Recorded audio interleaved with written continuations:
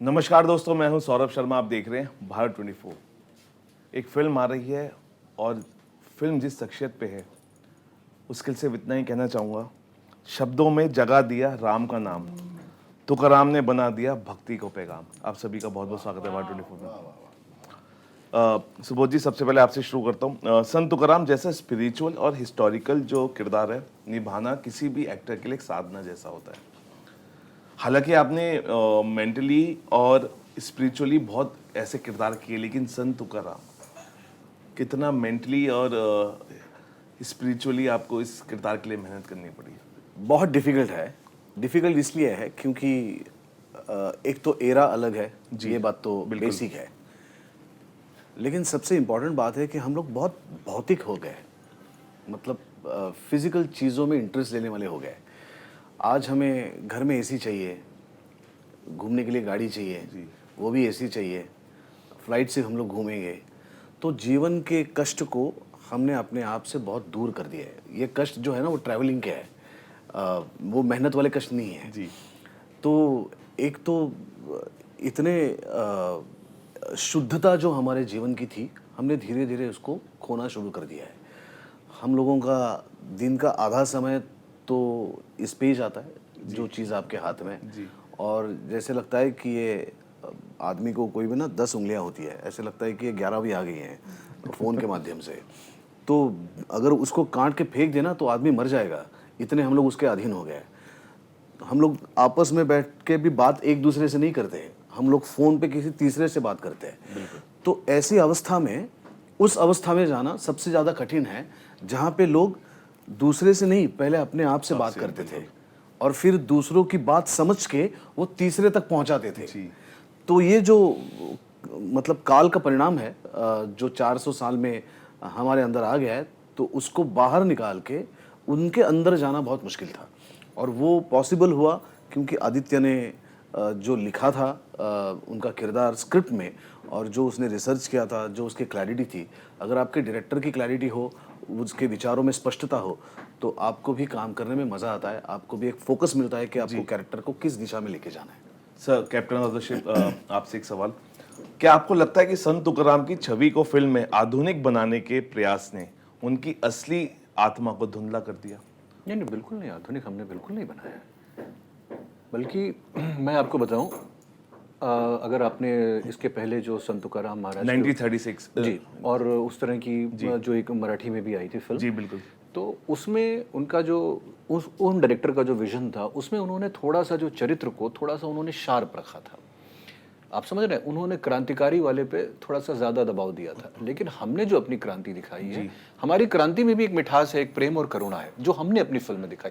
तो मैं तो और चरित्र को दिखाने के लिए और उसको दिखाने के लिए मैं और ओल्ड स्कूल गया हूँ, और मेरा एम्फोसिस ज्यादा रहा है भक्ति भाव पे। फिल्म में क्रांतिकारी एस्पेक्ट को हम संत तुकाराम महाराज के नजरअंदाज नहीं कर सकते, लेकिन हमने प्रोमिनेंस में भक्ति भाव को सिनेमा में उसमें रखा है। तो ऐसा हमने कुछ भी, आपको उनका पूरा चरित्र देखकर ऐसा लगेगा कि उसमें आधुनिकता तो उनके विचारों की जो है वो आधुनिकता नहीं है, वो उनके विचारों की निरंतरता है। वो अमर है विचार, वो आप किसी भी काल में डाल लेंगे वो विचार काम आएंगे। लेकिन दूसरे तरीके से हमने कोई भी उसमें ऐसी आधुनिकता तो नहीं डाली है। अगला सवाल यही था कि तुकाराम जी के धार्मिक पक्ष को ज्यादा दिखाकर सामाजिक क्रांति की बातों को नजरअंदाज किया गया है? नहीं, ऐसा बिल्कुल नहीं है। देखिए, अब हर चरित्र के बहुत सारे एस्पेक्ट्स होते हैं। एक फिल्म में हम हर चीज को बहुत ज्यादा सेटिस्फाई नहीं कर सकते हैं। लेकिन जैसा आपने ट्रेलर देखा, ट्रेलर में देखिए एक जाति उसकी बात भी हो रही है कि मनुष्य की पहचान उसके कर्म से होती है, उसके व्यवहार से नहीं होती। तो एक तरफ तो वो बात हो रही है। अच्छा, ये तो आज की डेट में एंटी कास्टिज्म के ऊपर एक, फिर वो बोल रहे हैं कि हवा, पानी और भूमि और ईश्वर के नाम पे सबका बराबर का अधिकार है। तो अगर आप इसको ध्यान से सुनिए और ध्यान से पढ़िए और ईश्वर नाम, तो ये ऑलमोस्ट एक सोशलिस्ट विचार है। ठीक है। फिर वो कह रहे हैं कि राम कृष्ण हरि और यही वेदों का सार है, यही उपनिषदों का वो है।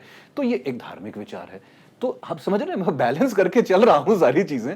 तो अब आप ये समझिए, ये तीनों विचारधाराओं को एक ही, इतना कितना महान व्यक्तित्व था कि तीनों विचारधाराओं को एक ही व्यक्तित्व में समाकर मैं बैलेंस करने की कोशिश कर रहा हूं। तो ये मतलब थोड़ी सी पिन पॉइंटिंग वाली बात हो गई। इसको आप सही से देखेंगे तो आप देखेंगे कि बड़ा सही से बैलेंस करने की हमने कोशिश की। लेकिन आप मानते हैं फिल्म एक भगवा कर्ण प्रोपेगेंडा का हिस्सा लगती है? जहां संत को एक राजनीतिक आइकॉन की तरह पेश किया नहीं गया। नहीं बिल्कुल नहीं, ये आप अगेन फिर प्री कंसीव्ड नोशन जिसको हम कहते हैं पूर्व नहीं, ये नहीं, मैं इसलिए जी, जानना चाह रहा हूं ताकि हाँ हमारी जो पूर्व audience है, हाँ जो आप सही फिल्म कह से रहे हो, आप पहले सही कह रहे चीजों हो, ये उन लोगों के कमेंट्स हैं जो पूर्वाग्रहों से ग्रसित हैं और ये जो प्री कंसीव्ड नोशंस हम बोलते हैं। जब आप फिल्म देखेंगे, देखिए जो फिल्म मध्य मार्ग पे चलती है और जो फिल्म किसी एकदम एक तरफ स्विंग नहीं करती है, उस फिल्म की सबसे बड़ी प्रॉब्लम ये होती है कि वो हर किसी को सेटिस्फाई नहीं कर सकती, क्योंकि पूरी पूरी दुनिया और पूरा जो खासकर इंटरनेट का जो डिस्कोर्स है वो थोड़ा सा अतिवाद की तरफ बढ़ गया है। इस बात को शायद हम सब लोग एक्सेप्ट करें, लेकिन फिल्म ने संत तुकाराम महाराज के आदर्श, उनके मूल्य और आज के समाज को एक कंपोज्ड, एक बैलेंस्ड मैसेज देने की कोशिश की है। किसी भी हमने एक स्पेसिफिक रंग से, चाहे वो भगवा रंग हो चाहे वो नीला रंग हो, हमने उस फिल्म को जानबूझकर रंगने की कोशिश नहीं की है। फिल्म आपके सामने 18 जुलाई को होगी। आप उस फिल्म से, फिल्म ऐसी है और तुकाराम महाराज का व्यक्तित्व ऐसा है, आप उसमें से जो रंग चाहे सब मिल जाएगा। लेकिन दलित और वंचित समुदाय के लिए तुकाराम एक प्रतीक रहे हमेशा से। जी जी, क्या उनकी असली सामाजिक क्रांति को फिल्म में दबाया गया है? नहीं बिल्कुल नहीं दबाया गया, ये आप फिल्म देख कर वो करिएगा, क्योंकि संत तुकाराम महाराज के, जैसे सुबोध सर ने बहुत अच्छी बात कही कि संत तुकाराम महाराज और उनके पहले के जो इस तरह के महान संत थे, ज्ञानेश्वर जी हो, नामदेव जी, एकनाथ जी हो, उन्हीं की परंपरा को आगे चलाया गया और उनकी विचारधाराओं से प्रेरित होकर फूले जी भी उस विचारधारा से प्रेरित थे और अंबेडकर जी भी उस विचारधारा से काफी कुछ प्रेरित थे। तो वो सब चीजें आपको फिल्म में हर जगह दिखेंगी और आप बैठ के जब नोट करेंगे ना कि कहाँ कहाँ हमने बात की है उस तरह की भेदभाव की बात की है, कहाँ कहाँ हमने भक्ति की बात की है, तो आप अगर really neutral point of view से देखेंगे तो आपको ये बात पे आश्चर्य होगा कि डायरेक्टर ने कैसे बैलेंस करने की कोशिश की है। बिल्कुल, आपके पास आता हूँ दोबारा। शीना जी, भारत में, इंडिया में जो स्पिरिचुअल फिल्मों में जो वुमेन के जो किरदार होते हैं अक्सर भावनात्मक सहारा बनकर ही दिखाए जाते हैं। क्या आपको लगता है कि आपका किरदार इस सीमाओं को तोड़ता है? वाओ, जी हाँ, डेफिनेटली 100%। क्योंकि एक इतनी अमेजिंग स्टोरी में संत तुकाराम महाराज की जो जर्नी रही है, जो जिस तरीके से अवली जीजाबाई का जो रोल था उनके लाइफ में, और जो आर्क और ग्राफ जो कैरेक्टर में मुझे स्क्रिप्ट के थ्रू आदित्य ने जो क्रिएट किया, वो 100% मुझे लगता है एक बहुत ही चैलेंजिंग, परफॉर्मेंस ओरिएंटेड और सोलफुल जर्नी रही है। तो it is been a dream role for me. तो आपका आंसर जो आपने पूछा, उसका आंसर इज यस। अच्छा, Jijabai is often portrayed as harsh, jealous. क्या आपने इस किरदार को एक अलग रोशनी दिखाने की कोशिश की है? जी नहीं, जो स्क्रिप्ट में थी, जो आदित्य का विजन था वैसे ही। और मुझे लगता है आज अगर आप कोई भी, if you ask any woman what she wants most is she wants the love and attention of her husband, and you know that is prem, love, right? तो वो चीज़ ही तो underlining that जो इनके अंदर में क्यों था, वो एक तरीके का एक रिवोल्ट, एक कि ये क्यों नहीं टाइम दे रहे हैं, यू नो, एंड क्यों ये अपने भक्ति और ये चीज़ों पे। तो आज के टाइम में भी देखो तो ये कितना रेलेवेंट है। I don't know if you're married or if you have a girlfriend, but you know that if you don't give her time, what can happen and how much a fight happens, right? तो हम ये relevance की बात करें तो it's a very basic human emotion. So I think she just loved him and she wanted his attention, and then in the beginning that understanding was not there fully, but when she really understood him and वो जब support करने लगी, तो I think then that journey became even more beautiful because it was a fight towards a bigger mission, a bigger goal. देखिए, जो जीजाबाई का जो किरदार है वो स्ट्रॉन्ग भी है और कॉन्फ्लिक्टेड भी। आपने उसे किस नजरिए से निभाया? अ मिसअंडरस्टूड वुमन और a powerful soul. I would let Aditya answer this question first of how did he interpret my role. I think the other day ये कुछ बोल रहे थे which is कैसे इन्होंने envision किया, but पहले आप कैसे आपने अवली जीजाबाई को देखा, वो पूछ रहे हैं कि कॉन्फ्लिक्टेड और was it किसी भी misunderstood? एक महान व्यक्ति के पीछे जो उसकी मेन शक्ति होती है, आप दुनिया में जैसे राम जी के पीछे सीता जी थी और जैसे महात्मा गांधी के पीछे कस्तूरबा जी थी, जी बिल्कुल, उसी तरीके से संत तुकाराम महाराज की जो असली शक्ति थी वो आवली जी के ऊपर थी, आवली जी की वजह से थी। तो एवरी मैन, देखिए बाहर की लड़ाई कोई भी लड़ सकता है लेकिन घर की लड़ाई लड़ना थोड़ा मुश्किल होता है।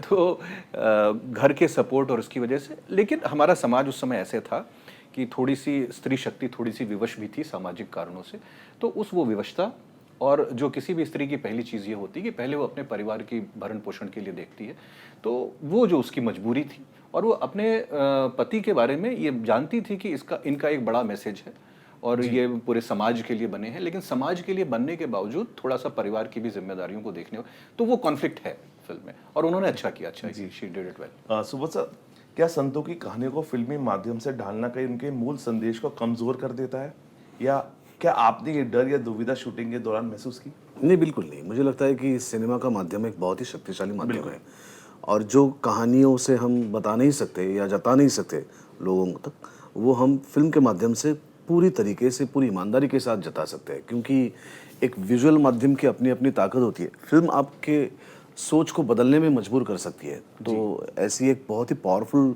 मीडियम अगर आपके साथ हो, तो मुझे लगता है कि इन सभी किरदार को इस माध्यम से लोगों तक आना ही चाहिए। बिल्कुल शीना, क्योंकि हम बहुत सारे किरदार निभा जाते हैं अपने करियर में, लेकिन कुछ किरदार ऐसे होते हैं जिनसे ऑफ स्क्रीन भी निकलना बड़ा मुश्किल होता है।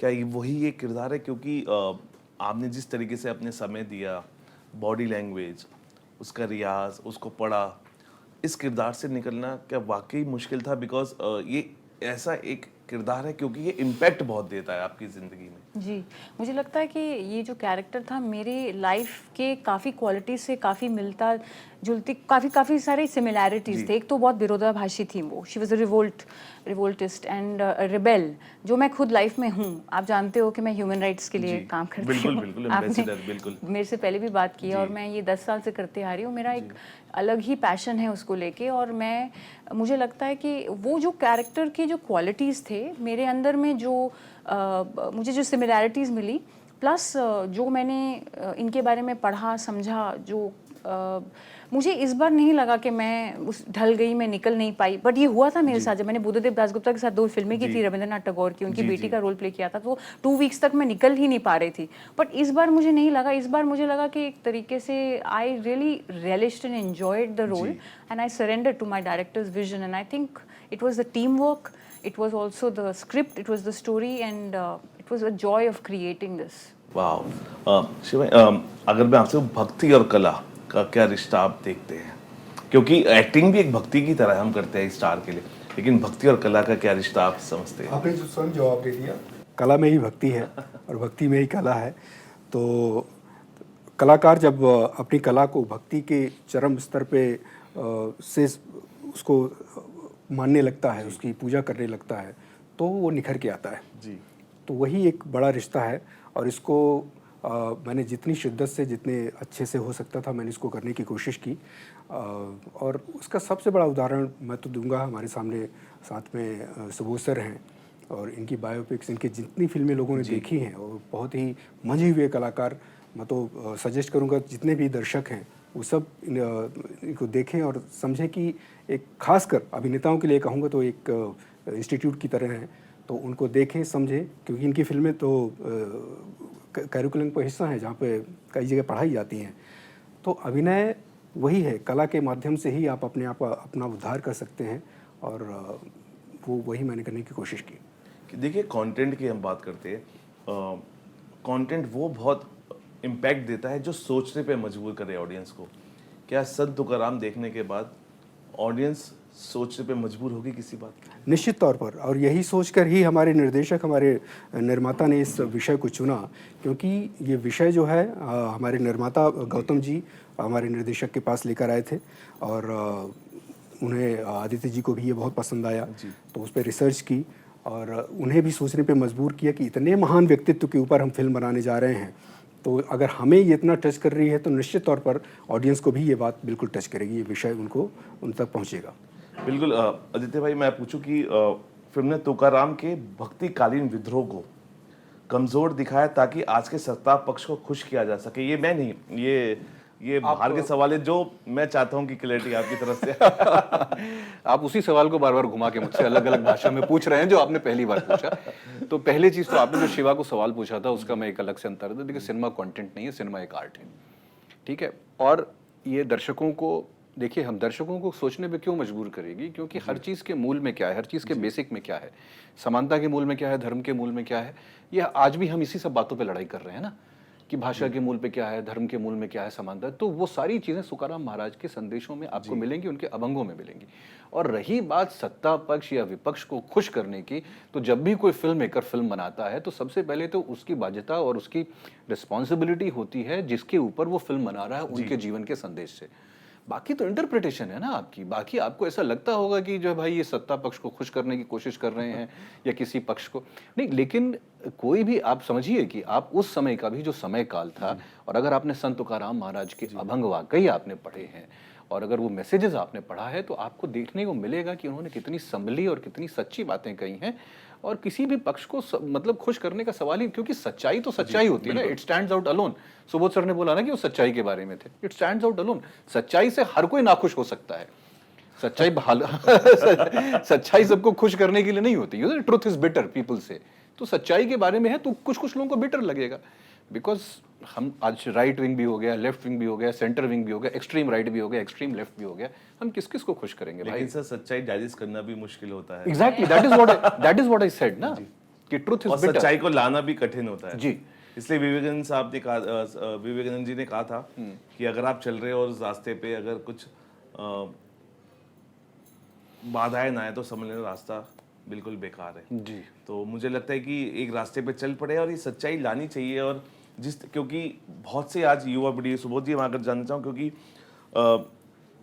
ये फिल्म को देखकर युवा पीढ़ी क्या सीख सकती है, खासकर जब भक्ति, सच्चाई और आत्मबल जैसे मूल्य आज कमजोर होते जा रहे हैं। मुझे लगता था एक मन की शुद्धता होती है। जी आजकल क्या है कि वेरी शॉर्ट में आपको जवाब देता हूँ। भारत में पहले लोग जन्म लेते थे ना तो भारतीय कहलाते थे। जी। आज भारत में जन्म लेते हैं तो वो किसी पक्ष के कहलाते हैं। मतलब अगर बच्चे ने जन्म के बाद लेफ्ट में देख के अगर वो किसी के सामने देख के हंसा तो लोग बोलेंगे देखो लेफ्टिस्ट घर में जन्मा, राइट में देख के हंसा तो बोलेंगे देखो राइट विंग का आ गया, है ना। तो हम लोग अभी किसी पक्ष के इसमें जन्म ले रहे हैं, हम लोग भारतीय नहीं रहे। तो मुझे लगता है कि ये हम लोग भूल गए, हम पहले भारतीय है, पक्ष तो बहुत बाद में आए। तो हमें वही करना चाहिए जो भारत के हित में हो, भारत के लिए सच हो, और जो ही तुकाराम जी ने किया था उनके काल में। तो मुझे लगता है कि आज के युवा पीढ़ी को वही सीखने को मिलेगा जो सच हो, संपूर्ण मानव जाति के लिए सच हो, संपूर्ण मानव जाति के आनंद के लिए हो, उनके समाधान के लिए, उनके सुख के लिए हो, वही करना चाहिए, पक्ष के लिए नहीं करना चाहिए। बिल्कुल। आखिरी सवाल श्रीन जी, आज की जनरेशन आपके किरदार से क्या सीख सकती है, specially in terms of balancing emotions and expressions? Wow. I think just the fact, एक ही चीज़ मैं कहना चाहूँगी, मेरे किरदार से हमारे फिल्म के जो मैसेज से वो एक ही चीज़ मैं मैसेज बोलना चाहूँगी, और वो है कि अगर आप किसी भी चीज़ को सच्चे दिल से चाहें आप उसे पा सकते हैं। What you can believe and think of, you can have it in your hands, which was the message of संत तुकाराम महाराज। और जाते जाते मैं भी ये कहूँगा कि ना सिंहासन का मोह, ना संसार का डर, तुकाराम ने हर शब्द में बसा दिया ईश्वर। और 18 तारीख को ये फिल्म आ रही है। अगर आप मेरी बात से वाकिफ नहीं भी हैं तो आप वाकिफ होंगे अगर आप संत तुकाराम जी को की जो कहानी है वो देखेंगे। 18 तारीख को आ रही है। बहुत ही मेहनत से बनाई गई, बहुत ही सच्चाई से बनाई गई है। सच्चाई कैसी होती है ये आदित्य जी ने बता दिया, लेकिन अगर आपको भी सच्चाई परखनी है तो आप संत तुकाराम जी देखिए। 18 तारीख को आ रही है। फिलहाल भी के लिए इतना ही। आप बने रहिए भारत 24 के साथ।